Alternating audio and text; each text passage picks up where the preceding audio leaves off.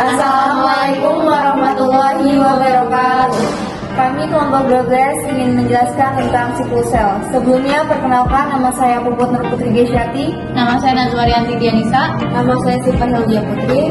Langsung saja kita ke video. Siklus sel merupakan proses perbanyakan diri yang memiliki tujuan untuk bertumbuh dan berkembang biak.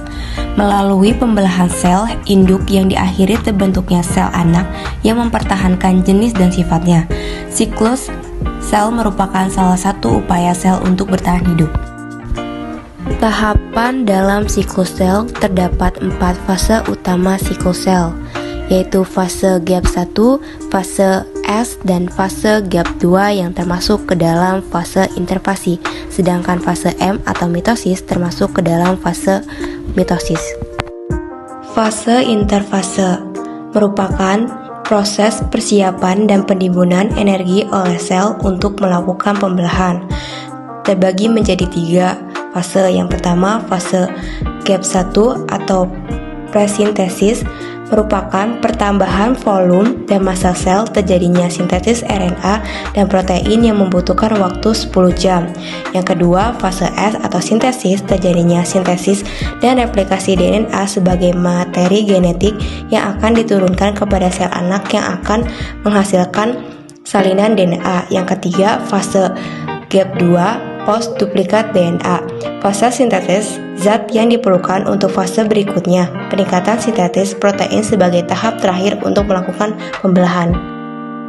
Fase mitosis. Mitosis merupakan proses pembelahan sel induk menjadi 2 sel anakan secara sempurna, di mana setiap sel anakan membawa kromosom yang sama dengan sel induknya, dan terdiri dari 2 peristiwa penting, yaitu mitosis dan sitokinesis. Fase mitosis terjadi menjadi 4. Yang pertama, profase. Profase pada fase ini terjadi proses penebalan pada benang-benang kromosom menjadi kromatid, namun membran inti sel masih menyelimuti kromatid tersebut. Yang kedua, metafase, yang ditandai dengan hilangnya membran inti, kemudian benang-benang kromatid berada pada bagian eukator. Yang ketiga ada anafase. Benang-benang kromatid ditarik pada posisi 2 kutub yang berlawanan oleh benang-benang spindle. Yang terakhir ada telofase. Benang-benang kromatid pada masing-masing kutub tersebut kemudian dibungkus oleh membran yang disebut sebagai membran inti dan terjadi pembelakan sel sitokinesis yang menghasilkan 2 sel anakan, di mana setiap sel anakan membawa 23 pasang kromosom yang sama persis dengan jumlah kromosom sel induknya. Selanjutnya ada siklus sel prokariotik dan eukariotik. Sel prokariotik, pembelahan atau perbanyakan diri melalui suatu proses yang disebut pembelahan biner, pembelahan secara langsung. Sedangkan sel eukariotik, tahapan pertumbuhan dan perkembangan. Proses pertumbuhan terdiri dari 3 fase, yaitu fase G1, fase S atau sintesis, fase G2, dan fase M atau bisa disebut mitosis.